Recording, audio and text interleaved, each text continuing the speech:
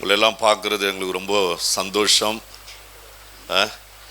ஆண்டவர் இவைகள் எல்லாம் ஒரு நோக்கமாய் வைத்து நம்முடைய வாழ்க்கையில் எல்லாரையும் ஒருமனப்படுத்துகிறார், ஒன்று சேர்க்கிறார். பாருங்கள், உங்களுக்கு மாம்ச கண்ணு தான் இல்லையே தவிர ஆவிக்குரிய கண்கள் நல்லா இருக்கு. ஆமாம், மாம்ச கண்கள் ஒருவேளை இல்லாமல் நிறைய பேருக்கு பார்த்தீங்கன்னா மாம்ச கண்கள் நல்லா தெரியும், ஆனால் ஆவிக்குரிய கண் குருடாக இருக்கும். ஆண்டவரே, ஏன் எனக்கு இப்படி செய்தீங்க, ஏன் என்னை இப்படி படைச்சிங்க, ஏன் என்னுடைய வாழ்க்கையில் எத்தனை கஷ்டம், ஏன் என்னுடைய வாழ்க்கையில் எத்தனை போராட்டம். பாருங்க, அவங்களுடைய ஆவிக்குரிய கண்கள் பார்த்தீங்கன்னா நிறைய பேர் குருடாக இருக்கிறது. ஆனால் மாம்ச கண்கள் நல்லா தெரியுது. இந்த உலகத்தில் எல்லாத்தையும் பார்க்குறாங்க, அனுபவிக்கிறாங்க. ஆனால் தேவனை குறித்த அறிவு, தேவனை குறித்த வெளிப்பாடு, தேவனோடு கூட இருக்கிற ஐக்கியம், தேவனோடு கூட இருக்கிற உறவு, இதெல்லாம் எங்கே உண்டாகிறதுன்னு சொன்னீங்கன்னா ஆவிக்குரிய கண்களில் தான் உண்டாகிறது. இந்த ஆவிக்குரிய கண்களில் தான் நம்ம தேவனை பார்க்கிறோம், தேவனை தரிசிக்கிறோம். மாம்ச கண்களில் யாருமே தேவனை பார்த்ததில்லை. நீங்கள் நினச்சிடாதீங்க, ஐயோ எனக்கு கண்ணு தெரியல, நான் தேவனை பார்க்க முடியலன்னு. இல்லை, எந்த மனுஷனும் தன்னுடைய மாம்ச கண்களில் தேவனை கண்டதே கிடையாது.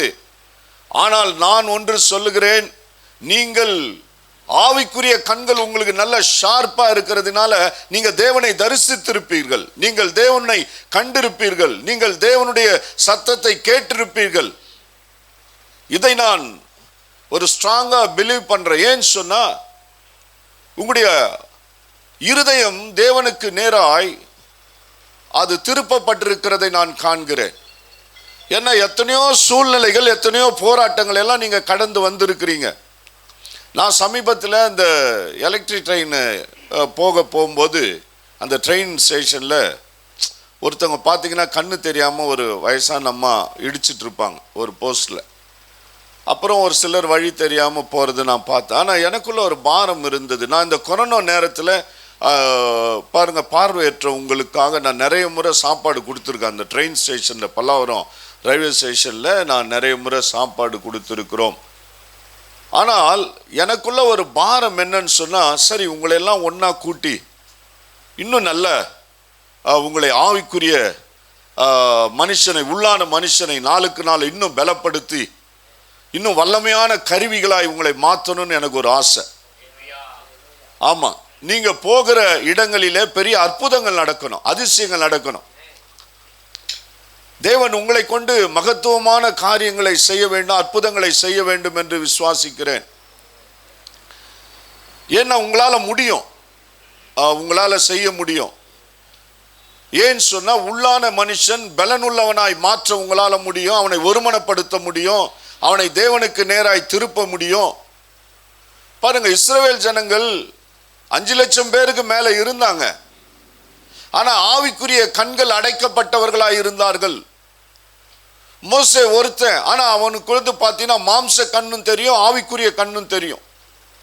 ஆனால் இந்த இஸ்ரவேலருக்கு பார்த்தீங்கன்னா மாம்ச கண்கள் தெரிந்து கூட எனக்கு இது இல்லையே, தண்ணி கசப்பா இருக்கு, எனக்கு சாப்பாடு இல்லையே, எனக்கு ஆகாரம் இல்லையே, நான் நல்ல கறி சாப்பிட்டுட்டு இருந்தேனே, இறைச்சி இல்லையே. அப்போ மாம்ச கண்கள் இவர்களுக்கு இருந்தும் இச்சிக்கிறவர்களாய் இருந்தார்கள்.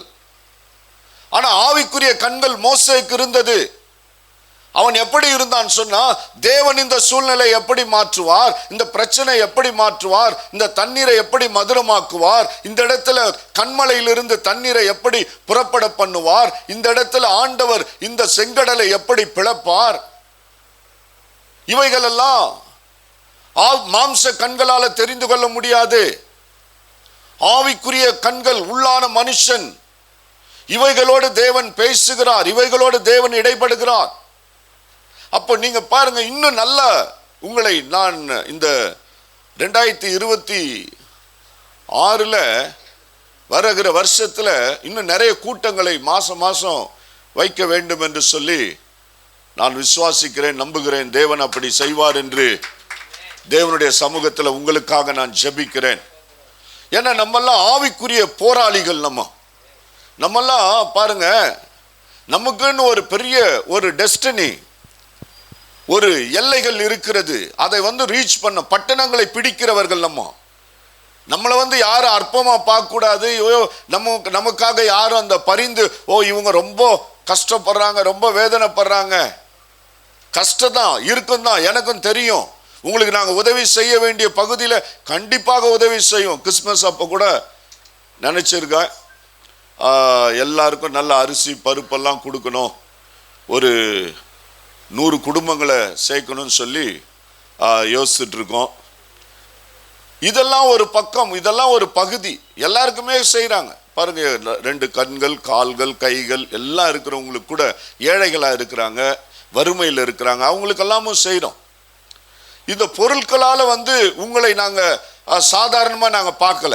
நான் இப்போ ஒரு பொருட்கள் உங்களுக்கு உதவி செய்யறதுனால நான் உங்களை சாதாரணமாய் மதிப்பிடலை.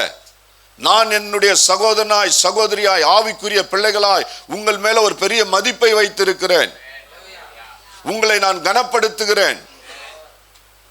உங்களை எங்களோடு கூட இந்த ஐக்கியத்தில் சேர்த்ததுக்காக தேவனுக்கு நான் நன்றி சொல்லுகிறேன். அப்படிதான் நான் பார்க்கிறேன். உங்களை சாதாரணமானவர்களாய் பார்க்கவில்லை. உங்களை கொண்டு ஆண்டவர் அசாதாரணமானவரை செய்வார். இந்த தேசத்தில் பெரிய பெரிய மாற்றங்களை தேவன் உண்டு பண்ணுவார். நீங்கெல்லாம் மாற்றங்களை உண்டு பண்ணுகிறவர்கள், நீங்கெல்லாம் எக்ஸாம்பிளா இருப்பீங்க. பாருங்க, நேத்து எனக்கு நான் வருகிற வருஷத்துக்கு என்ன வாக்கு தத்தம் வசனம் அப்படின்னு சொல்லி நான் யோசிச்சுட்டு இருந்தேன். என்ன வசனம் அப்படின்னு. ஒரு அடுத்த வருஷத்துக்காக ஒரு பாஸ்டர் ஒரு 300 அந்த பைபிள் மார்க்கை வச்சிருந்தார். அப்போ அந்த பைபிள் மார்க் இருக்கும்போது பார்த்தீங்கன்னா அந்த வசனத்தை வாசித்த போது ஒரு வசனத்தை எடுத்து நான் வாசித்தேன். ஆண்டவர் அதில் என்ன போட்டிருக்கிறார்னா, நீ பெரிய காரியங்களை செய்வாய், மென்மேலும் பலப்படுவாய். 1 சாமுவேல்ல 26:25. அதே போல தான் அவர் பிரதர் பிலிப்போட அண்ணன் கூட பார்த்தீங்கன்னா இன்னைக்கு அந்த சொன்ன வசனமும் அதுக்கு ஒத்ததாக இருந்தது.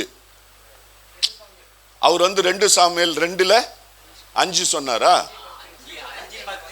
2 சாமுவேல் 5:10 படிங்க. அத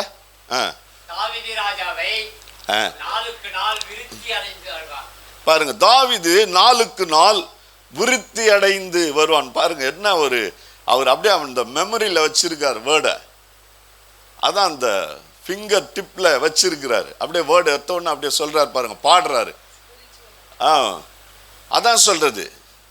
இப்போ நீங்க பலவீனனே கிடையாது, நீங்க பலவான் கிறிஸ்துவுக்குள்ள. உங்களுடைய ஆவி, அதுதான் சொல்ற, ஆவி மட்டும் நம்ம சோர்ந்துடக்கூடாது, முறிந்துடக்கூடாது. இந்த உள்ளான மனுஷன் நாளுக்கு நாள் பலன் அடையணும். ஏன்னா அவர் சொல்ல ஆகும், அவர் கட்டளையிட நிற்கும். அவருடைய நாமத்தை மகிமைப்படுத்த தான் நம்ம இங்க கூடி வந்திருக்கிறோம். நம்ம இங்க வந்திருக்கிறது எதுக்காக? அவருடைய நாமத்தை மகிமைப்படுத்தணும். இதுதான் இந்த விஷன் ஃபார் ஒரிசா மிஷனுடைய ஊழியத்தினுடைய நோக்கமே. தேவ நாமம், இயேசு கிறிஸ்துனுடைய நாமம் மகிமைப்பட வேண்டும். அவர் நாமம் உயர்த்தப்பட வேண்டும். அவர் நாமத்தை ஜனங்கள் ஆராதிக்க வேண்டும். அவர் நாமத்தில் ஜனங்கள் ஒன்று கூட வேண்டும். அப்போ இயேசு கிறிஸ்து கர்த்தர் என்று நாவுகள் எல்லாம் அறிக்கை செய்ய வேண்டும். இதுக்காக தான் நம்ம கூடி வந்திருக்கிறது. இப்ப எதுக்காக வந்திருக்கிறோம் சொல்லுங்க? இயேசுவின் நாமம் மகிமைப்படணும். ஹல்லேலூயா. இதுல எந்த மனுஷனுடைய நாமமும் கிடையாது. எந்த மனுஷனுடைய நாமத்தை உயர்த்த வேண்டிய அவசியமும் கிடையாது.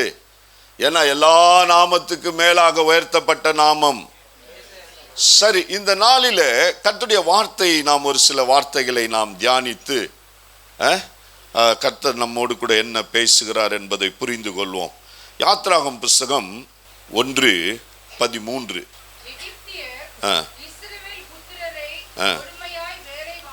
பாருங்க, எகிப்தியர். இங்க பாருங்க, எகிப்தியர் சொல்லும் போது நமக்கு இந்த ஆவிக்குரிய எதிராளிகள்.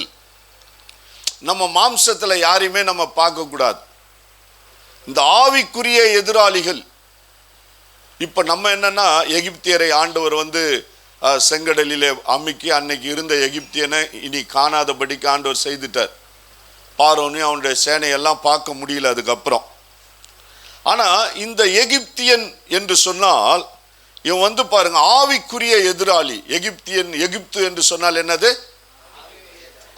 நம்முடைய விசுவாசத்துக்கு எதிராளி, நம்முடைய தேவன் மேல இருக்கிற நம்பிக்கைக்கு எதிராளி, தேவனை ஆராதிக்கிறதற்கு தடை பண்ணுகிறதுல எதிராளி, தேவ வசனத்தை விசுவாசிக்கிறதுல தடை பண்ணுகிறவன் எகிப்து எனப்படுகிற ஆவிக்குரிய அந்த பார்வோனுடைய ஆவி.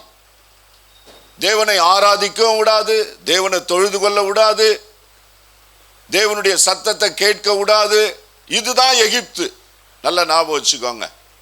இப்போ நம்ம இந்த ஆவிக்குரிய எகிப்தியனை எதிர்த்து நிற்கத்தான் நம்முடைய மாம்சங்கள், ஆவி, ஆத்மா, சரீரம் எல்லாம் பலனடைகிறது.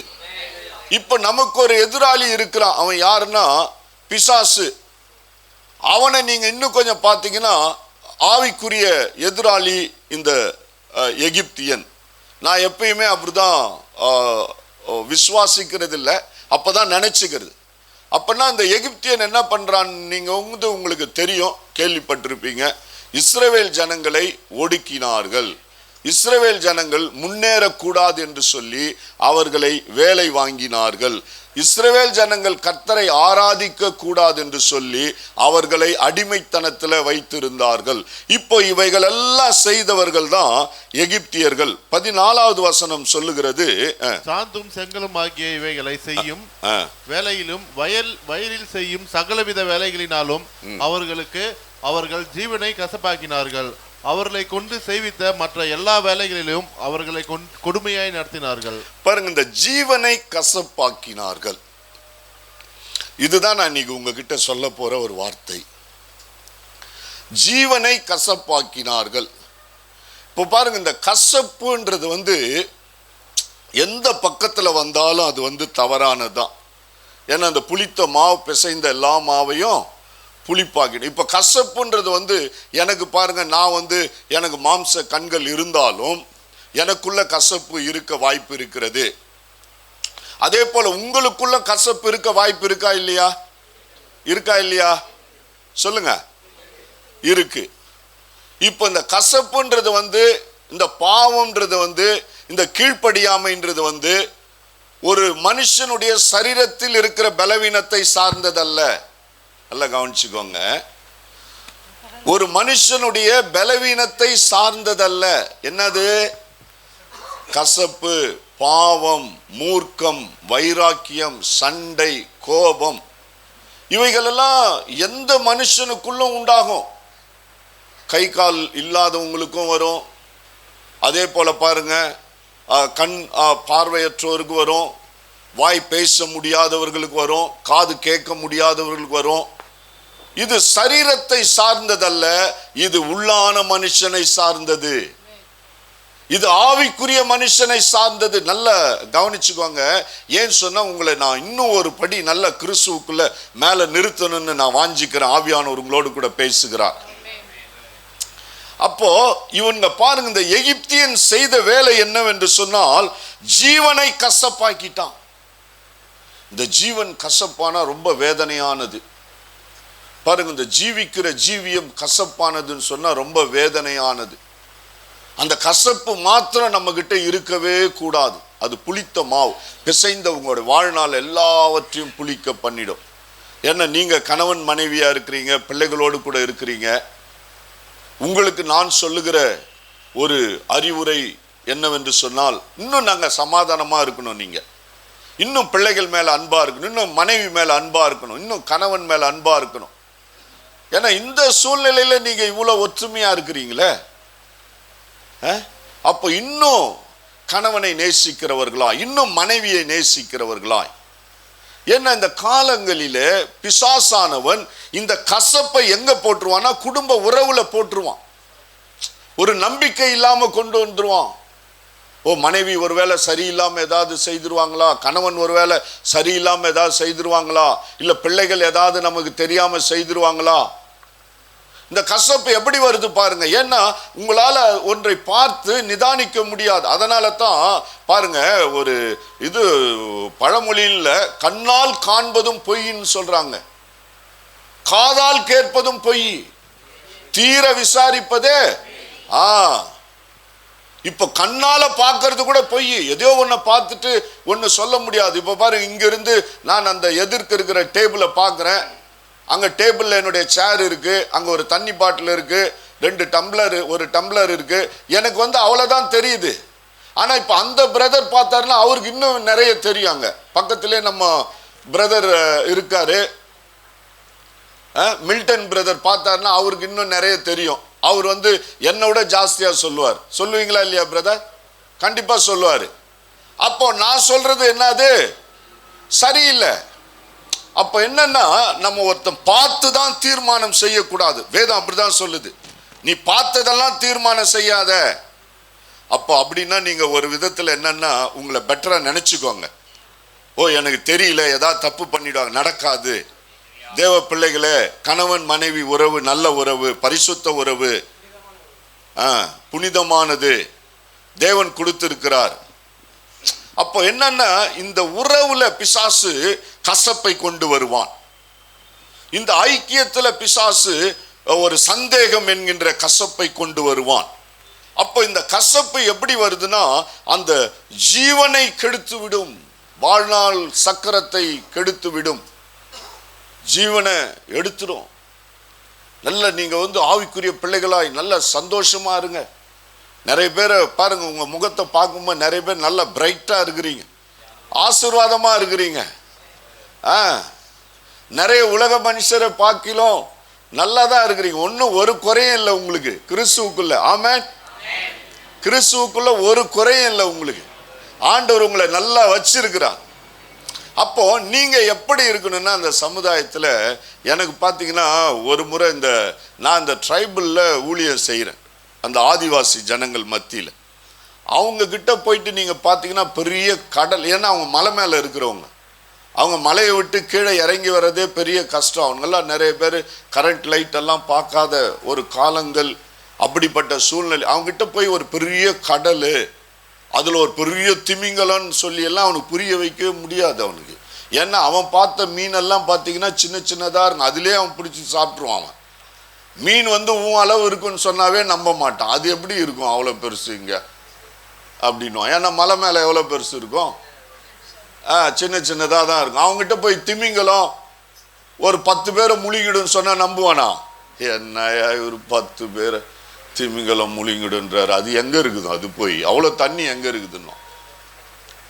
அதே போல பாருங்க, இப்போ உங்களுக்கும் நான் ஏதாவது ஒரு கலர்ன்றத சொல்லி, இதை எதையாவது ஒரு பொருள்ன்றத சொல்லி நீங்க தொட்டு பார்த்து கண்டுபிடிச்சிடுவீங்க எதனாலும். பாருங்க, அன்னைக்கு நான் ஒரு பிலிப்போட அண்ணன் அந்த ரயில்வே ஸ்டேஷனுக்குள்ள போகும்போது, நான் பிளாட்ஃபார்ம் நம்பர் 1ல் போறேன். ஆனா அவர் அங்க ஒரு தடவி பார்த்தார், தடவி பார்த்துட்டு சொன்னார். ஏன்னா உங்களுக்கு எல்லாருக்கும் தெரியல, எலக்ட்ரிக் ட்ரெயின்ல அந்த ட்ரெயின் ஸ்டேஷன் இறங்கினோடனே இது பிளாட்ஃபார்ம் நம்பரு 1, பிளாட்ஃபார்ம் நம்பர் 2. நாங்க பார்த்து தான். ஒரு சிலர் பாருங்க, கண்ணு இருந்து கூட அவன் கேட்டு உயிரை எடுத்து 10 பேரை கேட்டு உயிரை எடுத்து அவன் போறதுக்குள்ள பெரிய பிரச்சனை ஆயிடும். கண்ணு இருக்கும் நிறைய பேருக்கு. ஏங்க பிளாட்ஃபார்ம் நம்பர் 5 எங்கெங்க இருக்கு? பிளாட்ஃபார்ம் நம்பர் 2 எங்கெங்க இருக்கு? பிளாட்ஃபார்ம் நம்பர் 1 எங்கெங்க இருக்கு? அன்னைக்கு பாருங்க, நான் அவர் பிலிப்பு அவருடைய அண்ணெல்லாம் போறேன். எனக்கு தான் கண்ணு தெரியும், இவங்க 2 பேருக்கும் தெரியாது. ஆனா இந்த 2 பேரும் அவங்க அண்ணன் கரெக்டா கண்டுபிடிச்சிட்டாரு. பாஸ்டர் இது பிளாட்ஃபார்ம் நம்பர் 1 அப்படின்னாரு. எப்படி பிரதர் கண்டுபிடிச்சிங்கன்னா, அங்க ஒரு தகடு மாதிரி நல்லவனுங்க ஏதோ அடிச்சு வச்சிருக்கானுங்க. ஆமா, அதையும் தெரிஞ்சதுன்னா இவனுங்க பிடுங்கி போட்டுருவானுங்க. எவனாவது யாராவது இங்க உள்ள போறவனுங்க வரவனுக்கு எல்லாருக்கும் சொல்லாதீங்க, இதை வச்சுதான் தடவி நான் போறேன்னா அதை பிடுங்கிடுவான் இவன். ஏன்னா அதுக்குன்னே ஒரு சில ஆவிங்க சுத்துதுங்க. நல்லதா ஒரு போர்டு எழுதி வச்சிருப்பான், இது பசும்பொன் நகர்னு இருப்பான், அது மேல ஒரு போஸ்டர் ஓட்டிட்டு போயிருப்பான். இது குன்றத்தூருக்கு போகும் வழின்னு போட்டிருப்பான், கரெக்டா அந்த போஸ்டர் அதுல ஒட்டிட்டு இருப்பான். அதனால உங்களுக்கு இதை வச்சுதான் நீங்க கண்டுபிடிக்கிறீங்களான்னு சொல்லி ஒரு ஸ்க்ரூ டிரைவர் எடுத்துன்னு பேத்துட்டு போயிடுவானுங்க. ஆனால் இந்த மாதிரி ஆளுங்களுக்கெல்லாம் நீங்க எதையும் நிறைய நல்லதெல்லாம் சொல்லாதீங்க அவங்களுக்கு. சரி, இப்ப என்னன்னா பாருங்க, இவை ஒரு சிலதை நம்மால் தெரிந்து கொள்ளுகிறது கஷ்டம், புரிந்து கொள்ளுகிறது கஷ்டம். ஆனால் ஆவிக்குரிய மனுஷனுக்கு எல்லாமே புரியும். எனக்கு புரிகிற எல்லாம் உங்களுக்கு புரியும். நான் நினைக்கிறது எல்லாம் ஆவிக்குரிய மனுஷன் உங்களுக்கு நினைக்க முடியும். எனக்கு இருக்கிற கோபம், எனக்கு இருக்கிற வைராய், நான் என்ன பார்த்து சண்டை போடுவேன், நீங்க பார்க்காம சண்டை போடுவீங்க. இவ்வளவுதான் வித்தியாசம். கரெக்டா? பரவாயில்ல, நிறைய பேர் சிரிக்கிறீங்க. நான் ஆளை பார்த்து சண்டை போடுவேன், நீங்க பார்க்காம சண்டை போடுவீங்க. இதெல்லாம் பார்த்தீங்கன்னா மாம்சீகமான செயல்பாடுகள். அப்ப பாருங்க, நம்ம இந்த இந்த எகிப்தியன் என்ன செய்யறான்னு சொன்னீங்கன்னா, ஜீவனை கசப்பாக்குகிறான். ஜீவனை கசப்பாக்க கசப்பாக்க கசப்பாக்க இவன் தேவனோடு கூட நெருங்க முடியாது, தேவனோடு கூட வர முடியாது, தேவனோடு கூட இருக்கிற உறவை துண்டிக்க ஜீவனுக்குள்ள ஒரு கசப்பை கொண்டு வருகிறான். இஸ்ரவேல் ஜனங்கள் நீங்க பாத்தீங்கன்னா யாத்ராகம் 15வது அதிகாரம் 23வது வசனம் சொல்லுகிறது. யாத்ராகம் 15:23. அவர்கள் மாராவிலே வந்தபோது மாராவின் தண்ணீர் கசப்பானதினால், பாருங்க இங்க தண்ணீர் கசப்பாய் இருக்கிறது. தண்ணீர் எப்படி இருக்கிறது? கசப்பாய் இருக்கிறது. ஆண்டவர் பாருங்க ஜீவியத்தில் இருக்கிற கசப்புகள் எல்லாம் எடுத்து கொண்டு வருகிறார். பார்வோனை அழித்தார், பார்வோனுடைய திட்டங்களை நிர்மூலமாக்கினார். ஆண்டவர் இறங்கினார், ஆண்டவர் தம்முடைய ஊழியக்காரனை அனுப்பினார், ஆண்டவர் அநேக அற்புதங்களை செய்தார். எல்லாவற்றையும் அடிமைத்தனத்தை உடைத்தார், அடிமைத்தனத்தின் பிடியிலிருந்து தம்முடைய ஜனத்தை விடுதலையாக்கினார். இப்ப வழியில பாருங்க, இதெல்லாம் பாத்தீங்கன்னா இப்ப மாம்சீகத்துக்கு வேலை செய்து. இப்போ மாம்சம் என்ன சொல்லுதுன்னு சொன்னா, தண்ணீர் கசப்பானதினால் அதை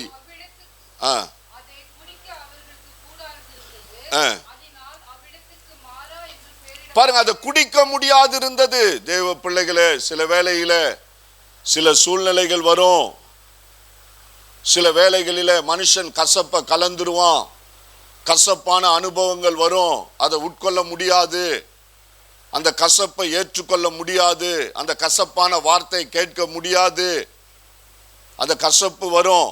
ஆனால் அதை மாற்ற வேண்டும் என்று சொன்னால் யோவான் சுவிசேஷத்தில் வேதம் சொல்லுகிற மத்தேயு 27:34 சொல்லுகிறது, இயேசு கிறிஸ்து அந்த காடியை வாங்கி அது கசப்பானதினால் அதை குடித்தார். இயேசு என்ன பண்ணாரா? அந்த வாசிங்க 27:34. கசப்பு பாருங்க, இங்க கசப்பு கலந்த ஒரு காடியை அவருக்கு குடிக்க கொடுத்தார்கள். பாருங்க, போதும், அதை அவர் ருசி பார்த்து. தேவனுடைய பிள்ளைகளை, உங்களுக்காக எனக்காக இயேசு கிறிஸ்து கசப்பை ருசி பார்த்தார், கசப்பான அனுபவங்களை சுமந்தார். கசப்பை விட்டுருங்க. நீங்க, நான் என்ன சொல்றேன், யாராவது எப்படின்னா போட்டு நான் சொல்றேன், நான் இப்போ மாம்சத்துல பேசவே இல்லை, ஆவிக்குரிய மனுஷனாய் நான் பேசுகிறேன்.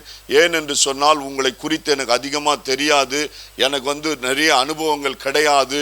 ஏன்னா நான் அநேக மக்களோடு கூட பேசி இருக்கிறேன். ஆனால் உங்களை போன்றவர்களோடு கூட இப்பதான் நான் முதல் முறை இவ்வளவு பேரை நான் கூட்டி ஒரு மீட்டிங்கா பேசுறேன். நிறைய பேர் உதவி செய்திருக்க, ஆனால் ஒரு மீட்டிங்கா ஏன் பேசுறேன்னு சொன்னா, சில அனுபவங்களை ஆவியானோர் சொல்லி தருவார். அப்ப அதை நம்ம படிச்சு கொண்டு சொன்னா நம்முடைய ஜீவியங்கள் புதுப்பிக்கப்படும், நம்ம உயிர்ப்பிக்கப்படுவோம், நம்ம மீட்கப்படுவோம், நம்முடைய வாழ்க்கையில் இருக்கிற கசப்பு நீங்கி நாம் அநேகருக்கு மதுரமாயிருப்போம். அப்ப ஆண்டவர் இந்த இடத்துல என்ன பண்றாரா? இயேசு கிறிஸ்து அதை வாங்கி கொண்டார், அதை ருசி பார்த்தார். தேவனுடைய பிள்ளைகளே, உங்களுடைய வாழ்க்கை ஒருவேளை கசப்பாய் இருக்கலாம், உங்களுடைய ஜீவியங்களில ஒருவேளை எவனாவது கசப்பை கலந்திருக்கலாம்.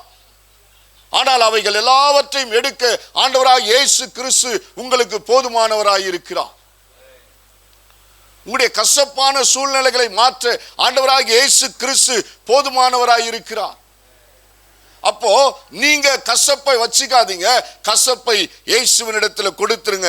அது எப்படின்னு பாத்தீங்கன்னா, யாத்திராகமம் 15 நாம் வாசிக்கிறோம், 25வது வசனம் சொல்லுகிறது, விண்ணப்பிப்போம் என்றார்கள். மோசே கர்த்தரை நோக்கி கூப்பிட்டான். அப்பொழுது கர்த்தர் மோசேக்கு ஒரு மரத்தை காண்பித்தார். பாருங்க, இந்த இடத்துல ஒரு உன்னதமான ஒரு அனுபவம்.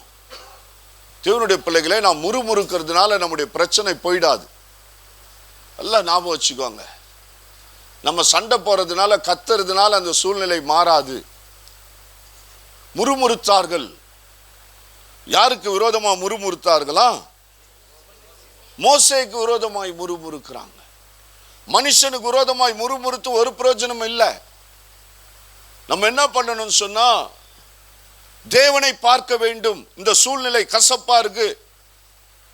எகிப்தியன் என்னுடைய ஜீவியத்தில் கசப்பாக்கிட்டான். இப்ப நான் போற வழியிலெல்லாம் அந்த கசப்பு தொடர்கிறது. அப்போ தேவன் என்ன சொல்லுகிறார் பாருங்க. மோசே கர்த்தரை நோக்கி கூப்பிட்டான். இதுதான் சரியான ஒரு அனுபவம். பிரச்சனை வரும்போது பிரச்சனைக்காக முறுமுறுக்க தேவையில்லை. பிரச்சனைக்காக நம்ம அழ தேவையில்லை. பிரச்சனைக்காக பயப்பட தேவையில்லை. பிரச்சனை கண்டு அஞ்ச தேவையில்லை. பிரச்சனை கண்டு வீட்டில் உட்கார்ந்து விட தேவையில்லை. நடுநடுங்க தேவையில்லை. அப்போது மோசே கர்த்தரை நோக்கி அவன் விண்ணப்பம் பண்ணினான். கர்த்தரை நோக்கி பார்த்தான். என்னை அழைத்தவர் எங்கே? என்னை கூட்டிக் கொண்டு வந்தவர் எங்கே? ஆண்டவர் என்னோடு கூட இருந்தாரே, அவர் எங்கே? சூழ்நிலையை ஒரே ஒருவரால் தான் மாற்ற முடியும். உங்களுடைய பிரச்சனையை மாற்ற முடியும். உங்களுடைய கண்ணீரை துடைக்க முடியும். உங்களுடைய பிள்ளைகளுடைய வாழ்க்கை, எதிர்காலம், உங்களுடைய சூழ்நிலைகள் எல்லாவற்றையும் செழிப்பாக்க ஒரே ஒருவர் தான் இருக்கிறார். அவர் தேவாதி தேவன், தேவனாகிய கர்த்தர். மோசேக்கு தெரியும், அவரை தான் பார்க்கணும். அவன் ஜனங்களை பார்க்கல, அவன் முறுமுறுக்கிறத பார்க்கல, அந்த ஜனங்க கல் எடுத்து அடிக்கிறத பார்க்கல. ஜனங்களை பார்த்தால் சோர்ந்து விடுவோம், தேவனை பார்த்தால் முன்னேறி போய்கொண்டே இருப்போம். ஜனங்களை பார்த்தா மட்டுப்படுத்துவான், ஏளனப்படுத்துவான், அப்படிதான் ஒன்றுமில்லாமல் நம்மை நிறுத்துவான். ஆனால் தேவனை பார்த்தால் உங்களுடைய பலவீனங்களிலே அவருடைய பலன் பூர்ணமாய் விளங்கும். உங்களுடைய சோர்விலே அவர் உற்சாகத்தை கொடுப்பார். எங்க உங்களுடைய கால்கள் தடுமாறுகிறதோ அங்க உங்களை நிறுத்தி மான் கால்கள் போலாக்க தேவன் வல்லவராயிருக்கிறார். இந்த இடத்துல மோசே தேவனை தான் பார்த்தான். கூட வந்தவன் எல்லாரும் முறுமுறுக்கிறான். தேவனுடைய பிள்ளைகளை, ஒருவேளை உங்களுடைய வாழ்க்கையில அநேகர் முறுமுறுக்கலாம். ஒருவேளை உங்களுடைய வாழ்க்கையில அநேகர் எதிர்த்து நிற்கலாம். தேவனை பார்க்க கற்றுக்கொள்ளுங்கள். ஒருவேளை உங்களுடைய வாழ்க்கையில் அநேக சூழ்நிலைகள் இருக்கலாம், அநேக குறைபாடுகள் இருக்கலாம், அநேக குறைவுகள் இருக்கலாம்.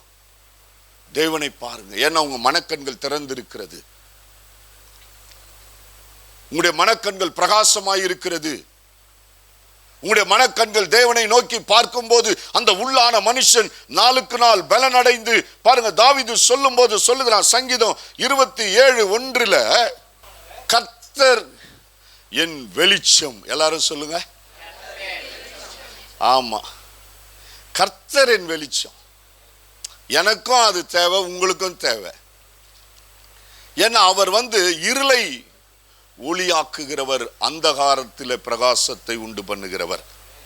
எந்த மனுஷனாலும் இருளை ஒளியாக்க முடியாது. கர்த்தரின் வெளிச்சமும் யாருக்கு பயப்படுவேன்? பயத்தை எடுங்க. ஆண்டவர் சொல்லுகிறார், பயத்தை எடுங்க, தோல்வி எடுங்க. யாருக்கு பயப்படுவேன்? என் ஜீவனின். பாருங்க, அந்த ஜீவன்ல எகிப்தியன் கசப்ப கலந்தான். தாவீது சொல்றான், என் ஜீவனிலே அவர் பலனானவர். மனுஷன் கசப்பை கலப்பான், மனுஷன் தோல்வியை கலப்பான், மனுஷன் பயத்தை கலப்பான், பலவீனத்தை கலப்பான். ஆனா தேவன் எதை கலப்பாரா? கர்த்தரின் ஜீவனின் என் பலனானவர். நான் யாருக்கு யாருக்கும் அஞ்ச மாட்டேன். இந்த பூமியில நான் கூட அப்படிதான், யாருக்கும் அஞ்ச மாட்டேன். நான் பாவம் செய்தா மாத்திரம்தான் அஞ்சணும். அரசாங்கத்தை ஏமாத்தனா அஞ்சணும். உலகத்துல தில்லு முள்ளு செய்தா அஞ்சணும். நான் யாருக்கும் அஞ்ச வேண்டிய அவசியமே கிடையாது. ஏன்னா அவர் என் ஜீவனின் ஒளியானவர், பலனானவர். என் ஜீவன்ல ஒரு ஆரோக்கியத்தை தந்திருக்கிறார். பாருங்க, உங்களுடைய சரீரம் ஆரோக்கியமாய் இருந்தாலும் ஆவிக்குரிய மனுஷன் இன்னும் ஆரோக்கியமாய் வர வேண்டும். என் ஜீவனின் பலனானவர். பலவீனம் எகிப்து, பலன் தேவன். இப்ப இந்த இடத்துல மோசே பாருங்க, ஒரு மரத்தை ஆண்டவர் காண்பித்தார். அதான் சிலுவை. ஒரு மரத்தை ஆண்டவர் காண்பித்தார். சிலுவையை பாருங்க, சிலுவையை கொண்டு வாருங்க, சூழ்நிலைக்கு முன்பாக வையுங்கள். கசப்பு இனிப்பாக மாறும், தடைகள் உடைக்கப்படும், வழிகள் திறக்கப்படும். பாருங்க, அந்த இடத்துல ஒரே வழி கிறிஸ்து தான். மோசேக்கு ஆண்டவர் காண்பிக்கிறார், அந்த மரத்தை காண்பிக்கிறார். பாருங்க, அந்த மரம் அது எப்படிப்பட்டதா? எந்த கசப்பையும் மதுரமாய் மாற்றக்கூடியது. இந்த வேளையில உங்களுடைய வாழ்க்கையில கசப்பு இல்லாத ஒரு வாழ்க்கை ஆண்டவர் எதிர்பார்க்கிறார். பாருங்க, ஜனங்க என்ன பண்ணுவாங்கன்னா, மனுஷிக பூர்வமாய் பார்க்கும்போது நீங்க நிறைய பேர் உங்களுக்கெல்லாம் பார்த்தீங்கன்னா எல்லாருக்குமே ஆல்மோஸ்ட் கல்யாணம் ஆயிருக்குல்ல, ஆயிடுச்சு இல்ல? ரொம்ப நல்லது. ஏன்னா இவனுங்க பார்த்தீங்கன்னா இந்த மாம்ச கண்ணில் பொண்ணு மாப்பிள்ளையை தேடியே இது கருப்பா இருக்குதா, சிவப்பா இருக்குதா, ப்ளூவா இருக்குதா, வெள்ளையா இருக்குதா தேடியே இவன் பாலா போனவங்களுக்கு பாதி பேர் கல்யாணமே ஆகலை இன்னும். உங்களுக்கெல்லாம் கல்யாணம் ஆயிடுச்சுன்னு நினைக்கும் போதே எனக்கு சந்தோஷமா இருக்கு. ஏன்னா யாருக்கு உங்களுக்கு என்ன மேட்ச்னு யாருக்கும் தெரியாது.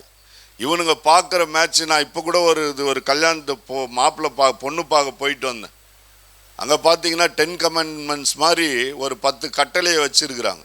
இது இருக்கா, அது இருக்கா, இது இருக்கா, இது இருக்கா. ஆனால் பரவாயில்ல, நீங்கள்லாம் நல்லா கல்யாணம் பண்ணிட்டு சந்தோஷமாக இருக்கிறீங்க. கல்யாணம் ஆகாது இருந்தால் கூட ஆனால் உங்களுக்குள்ளே எப்படியோ பார்த்து எப்படியோ செய்துறீங்கன்னு நினைக்கிறேன். எனக்கு தெரியல இதெல்லாம். ஆனால் ஆண்டவர் சொல்கிறார், உங்களை பார்க்கும்போது சந்தோஷமாக இருக்கு. ஏன்னா ஒருத்தர் கருப்பாக இருந்தால் கல்யாணம் பண்ண மாட்டார். என்னது?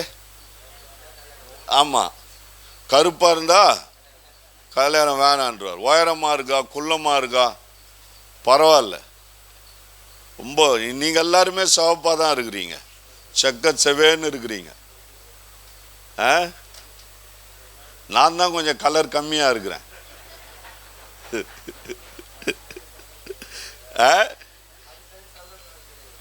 இல்ல உண்மைதான் தானே, நல்லா சிவப்பா இருக்கு. நான் தான் கொஞ்சம் கலர் கம்மி. ஆனா நீங்கெல்லாம் நல்லா இருக்கிறீங்க, கிறிஸ்துக்குள்ள பளிச்சுன்னு இருக்கிறீங்க. அதுதான் பாருங்க, அந்த ஜீவனின் பலனானார். அந்த கசப்போட வாழ்ந்துட்டா அந்த பலன் எடுக்க முடியாது. கசப்பு நிறைந்த வாழ்க்கை. நான் என்ன சொல்றேன், சரீரபூர்வமா எல்லா அவயங்களும் நல்லா இருந்தாலும் பிரச்சனை இல்லை, நல்லா இல்லைனாலும் பிரச்சனை இல்லை. வாழ்க்கை எப்படி இருக்கிறது, அதுதான் முக்கியம். வாழ்க்கை நல்லா இருக்க. என்னுடைய மனைவி வந்திருக்கிறாங்க இங்க. ஏன்னா அவங்க கிட்ட நான் சண்டைலாம் போறது இல்லை. அவங்களே போர் அடிச்சா சண்டை போடலாமான்னு கேட்டா கூட எனக்கு நேரம் கிடையாது. டைம் பாஸ்க்காக சண்டை போடுறது கூட டைம் இல்லை எனக்கு. அதனால கணவன் மனைவின்ற உறவு ஒரு இனிமையானது, இன்பமானது. பாருங்க, அவரு பிலிப்போட அண்ணன், அவரு 2 பிள்ளைங்க இருக்காங்க, நல்லா அழகா இருக்குங்க பிள்ளைங்க. நானே இப்பதான் பார்க்கிறேன் நான். ஆனா சொன்னார் அன்னைக்கு ஒரு நாள், வேலை இல்லையா, பிள்ளைங்களுக்காக ஜெபம் பண்ணிக்கோங்க, பிள்ளைங்களுக்கு நல்ல வேலை கிடைக்கும், கவலைப்படாதீங்க பிரதர், கர்த்தர் இருக்கிறாரு. அதனால நான் பாருங்க, நம்மெல்லாம் நீங்கெல்லாம் ஒரு ஃபேமிலி மாதிரி. இதுக்கு மேல அடுத்த மாசம் நம்ம சந்திப்போம். கர்த்தர் இன்னும் பெரிய மாற்றங்களை உண்டு பண்ணுவார். இந்த ட்ரெயின் ஸ்டேஷன்ல எல்லாம் பார்த்தீங்கன்னா, இந்த உங்களுக்கெல்லாம் நடந்து போறதுக்கு ஒரு வழி இருக்கு, நடந்து போறதுக்கு ஒரு வழி செய்திருக்காங்க. ஆமா, இப்போ இதெல்லாம் உங்களுக்காக ஒரு நல்ல வழியை திறக்கணும் அப்படின்னு நான் சிலதெல்லாம் செய்துட்டு இருக்கோம். அன்னைக்கு நம்ம பிரதர்ஸ்லாம் வந்தீங்க, நம்ம ட்ரெயின் ஸ்டேஷன்லாம் போயிட்டு வந்தோம், என்னெல்லாம் செய்யணும்னெல்லாம் நம்ம பார்த்தோம். இப்போ பாருங்க, உங்களுக்கு அந்த ஒரு வழி தெரிஞ்சிடுச்சுன்னா நீங்க ஈஸியா போயிட்டு வந்துடலாம். வெளிநாடுகள்ல எல்லாம் பார்த்தீங்கன்னா யாரோட உதவியை தேட மாட்டாங்க. வெளிநாடுகள்ல ஏன்னா இப்போ ஒருத்தர் என்னன்னா, அவருக்கு கண் பார்வை இதா இருந்ததுன்னா அவர் ஒரு ஸ்டிக் வச்சுப்பா, அந்த வழியை பிடிச்சி போயிட்டே இருப்பார். அவரு லைப்ரரி போகணுமா போவார், மார்க்கெட் போகணுமா போவார், ட்ரெயினில் ஏறணுமா போவார், பஸ்ஸில் ஏறணுமா போவார். பாருங்க, தேசத்தில் சில நன்மைகள் உங்களுக்கு வர வேண்டும். தேசத்தில் ஒரு சில நன்மைகளை நீங்களும் பெற வேண்டும். சரி, இந்த கூட்டங்கள் எல்லாம் இப்போ எதற்காக நம்ம இந்த காலகட்டங்களில் செய்கிறோம்? ஆனால் இதெல்லாம் காட்டிலும் வானத்தையும் பூமியும் உண்டாக்கின கர்த்தரிடத்திலிருந்து எனக்கு ஒத்தாசை வரும். அவர் என் காலை தள்ளாட ஒட்டார், என்னை காக்கிறவர் உறங்கார். இஸ்ரவேலை காக்கிறவர். ஆமா, பாருங்க, அதனால தேவனுடைய பிள்ளைகளே, நம் தேவன் உறங்குவதும் இல்லை, தூங்குவதும் இல்லை. நமக்காக யுத்தம் செய்கிறவர், நம்மை விடுதலையாக்குகிறவர், நம்மை வாழ வைக்கிறவர். பாருங்க, நம்மோடு கூட இருந்து மகத்துவமானதை செய்கிறவர். கடைசியாக ஒரு 2 வசனத்தை பார்த்து முடிப்போம். யோவான் 4:10-11. யோவான் 4:10-11. இயேசு அவர்களுக்கு பிரதியுத்தரமாக, நீ தேவனுடைய ஈவையும் தாகத்துக்கு தா என்று உன்னிடத்தில் கேட்கிறவர் இன்னார் என்பதையும் அறிந்திருக்கிறபடியால் நீயே அவரிடத்தில் கேட்டிருப்பாய், அவர் உனக்கு ஜீவ தண்ணீரை கொடுத்திருப்பார் என்றார். அவர் உங்களுக்கு ஜீவ தண்ணீரையே தருகிறவர். சும்மா அந்த பாருங்க, எல்லாம் என்ன மாதிரி இருக்கிறீங்க நீங்க. இந்த பாஸ்டர்ஸ் மீட்டிங்ல கூட நிறைய பேர் இப்படி சொல்ல மாட்டாங்க. சமாரியா ஸ்திரீ வந்து கேட்கிற, ஆண்டவர் சொல்ற ஜீவ தண்ணீரை தரேன், நீ எதுக்கு சும்மா மாம்ச தண்ணீருக்கெல்லாம் விளைவினப்பற. அதை விட இன்னொரு வசனம் சொல்றார் பாருங்க, யோவான் 7:38 வாசிங்க. என்னிடத்தில் விசுவாசமாய் இருக்கிறவன் எவனோ அவன் உள்ளத்திலிருந்து, பாருங்க, இங்க வந்து தண்ணி நதிகள் ஓடும். தேவனுடைய பிள்ளைகளே, இந்த உள்ளான மனுஷன், ஆவிக்குரிய மனுஷன் ஆவியானவரால் நிரப்பப்படும் போது, நீங்க எத்தனை பேர் அந்நிய பாஷை பேசி நீங்க அந்நிய பாஷை வரங்களை பெற்றுக்கிறீங்க? எவ்வளவு பேர் இருக்கீங்க? கொஞ்சம் இன்னும் நிறைய பேர் நீங்க அந்நிய பாஷை வரங்களை பெறாம இருக்கிறீங்க. சரி, பாருங்க, இந்த ஆவியானவருக்குள்ளாய் உங்களை கொடுக்கும் போது கிறிஸ்து, பாருங்க, ஜீவ தண்ணீர் உள்ள நதிகள் ஓடும். எங்க இருந்து ஓடுமா? அந்த உள்ளான மனுஷனில், ஆவிக்குரிய மனுஷனில். ஆவியானவருக்கு இடம் கொடுங்க. ஆவியானவர் உங்களோடு கூட இருந்து உங்களை நிரப்பும் போது கசப்பெல்லாம் போயிடும். அந்த கசப்பு, வேதனைகள், வைராக்கியம், கோபம், மூர்க்கம், பயம், சோர்வு எல்லாம் போயிடும். அப்ப என்ன வருமா? ஜீவ தண்ணீர்னா உயிரோடு இருக்கிற நதி. அந்த உயிரோடு இருக்கிற நதி, ஜீவ நதி ஓடும். உங்கள் வாழ்க்கை, நீங்க போகிற இடங்களிலே ஜீவன் உண்டாகும். நீங்கள் தொடுகிற வேலைகள், நீங்கள் தொடுகிற எல்லாம் ஜீவன் அடையும். எதெல்லாம் மரித்து போய் இருக்கிறதோ உங்களுடைய சரீரங்களிலே, உங்களுடைய அவயங்களிலே, உங்களுடைய வாழ்க்கையில எதெல்லாம் மரித்து போயிருக்கிறதோ அந்த ஜீவ நதி, வற்றாத ஜீவ நதி, பரிசுத்த ஆவியானவர் ஓடும் போது எல்லாம் உயிரடையும் என்று ஆண்டவர் சொல்லுகிறார். எல்லாம் உயிரடையும், புதுப்பிக்கப்படும், உயிர்ப்பிக்கப்படும். நீங்க தொடுகிறது வாய்க்கும், செய்கிறதை ஆண்டவர் வாய்க்க பண்ணுவார். ஏன்னா உங்களுக்குள்ள ஜீவ நதி இருக்கிறது. ஜீவ நதியாகிய ஆவியானவர் இருக்கிறார். ஜீவ நதியாகிய கிறிஸ்து இருக்கிறார். உங்களுடைய கசப்பை மாற்றி உங்களை மதுரமாய் வைத்திருக்கிறார். ஏன்னா நீங்க இந்த பூமிக்கு உப்பானவர்கள், ஒளியானவர்கள். வெளிச்சம் ஒருவேளை உங்களுக்குள்ள நீங்க பார்க்காம இருந்தாலும் சரி, ஆண்டவர் என்ன சொல்றார்? உங்களே ஆண்டவர் வெளிச்சமாய் வைத்திருக்கிறார். நான் பார்க்கிறதுனால, ஒரு வெளிச்சத்தை காண்கிறதுனால நான் எல்லாவற்றிலும் பரிபூர்ணமானவன் அல்ல. நான் எல்லாவற்றிலும் நான் தேறினவன் அல்ல. ஆனால் ஆண்டவர் யாரை தேறினவன் என்று சொல்லுகிறார்? யார் வெளிச்சமாய் இருக்கிறார்களோ, வெளிச்சத்தை காண்கிறவன் அல்ல, வெளிச்சமாய் இருக்கிறவன் மேன்மையானவன் என்று கர்த்தருடைய ஆவியானவர் சொல்லுகிறார். நான் இப்ப வெளிச்சத்தை பார்க்கிறேன், இங்க டியூப் லைட் எரியுது, இங்க எல்லா லைட் எல்லாம் எரியுது, பார்க்கிறேன். இதனால் நான் மேன்மையானவன் அல்ல. நான் எப்படிப்பட்டவனாய் இருக்கணும்? நான் அநேகருடைய இருளை வெளிச்சமாக்கும்படியாய், அநேகருக்கு வழிகாட்டுகிறவனாய், அநேகருக்குள்ளாய் நான் ஒரு வெளிச்சமாய் இருக்கும் போதுதான் ஆண்டவர் சொல்லுகிறார், நீ இந்த பூமிக்கு வெளிச்சமாய் இருக்கிறார். தேவனுடைய பிள்ளைகளை, நீங்கள் வெளிச்சமாய் இருக்கிறீர்கள். கர்த்தருடைய ஆவியானவர் சொல்லுகிறார், நீங்க வெளிச்சம். நீங்க இருள் இல்லை, நீங்க மங்கி போகல. உங்களுடைய திரி மங்கி போகாது. எண்ணெய் ஜீவ நதி, உங்களுடைய ஜீவன் கிறிஸ்து. நீங்க வெளிச்சமா இருக்கிறீங்க. நீங்க போகிற இடம் எப்படி தெரியுமா இருக்கும்? ஆரோக்கியம் அடையும். உங்கள் ஆண்டவர் அநேகரை ஊழியத்தில் எடுத்து பயன்படுத்துவார். அநேக வரங்களை ஆண்டவர் தருவார். நீங்கள் பாருங்க, அநேகருக்கு தொட்டு நீங்கள் சுகத்தை அநேகருக்கு கொடுக்க முடியும். ஏன்னா உங்களுக்குள்ளாய் அந்த ஜீவ நதி பாய்கிறது. நீங்கள் வெளிச்சமாய் இருக்கிறீர்கள். இருள்னு பிசாசு சொல்லுவான், அதுதான் எகிப்து. இல்ல நான் வெளிச்சம், இல்ல நான் வெளிச்சம். நான் போகிற இடங்களிலே வெளிச்சம் வீசுவேன். நான் போகிற இடங்களிலே மக்களுடைய வாழ்க்கை மாறும். ஏன்னா நீங்க எவ்வளவு வெளிச்சமா இருக்கிறீங்களோ அப்பதான் உங்களுடைய சந்ததி இதுக்கு மேல வெளிச்சமாய் வரப்போகிறது. இனி யாரும் பாருங்க, இப்படிப்பட்ட பலவீனராய் யாரும் பிறக்க கூடாது சந்ததியில. யாரும் உங்களுடைய சந்ததிக்கு நீங்க தான் உத்தரவாதிகள். பாருங்க, நீங்க விட்டுறாதீங்க. தேவனுடைய ஊழியக்காரனாய் நான் சொல்லுகிறேன், உங்களுடைய சந்ததிக்கு நீங்கள் ஒரு உத்தரவாதியாய். ஒருவேளை 2 கண்களும் தெரியாமல் இருக்கலாம், 2 கண்கள் பார்வையற்றவர்களாய் இருக்கலாம். ஆனால் இது உங்களோடு கூட முடிய வேண்டும். உங்களுடைய சந்ததியில இனி ஒருவனும் அப்படி பிறக்கவே கூடாது.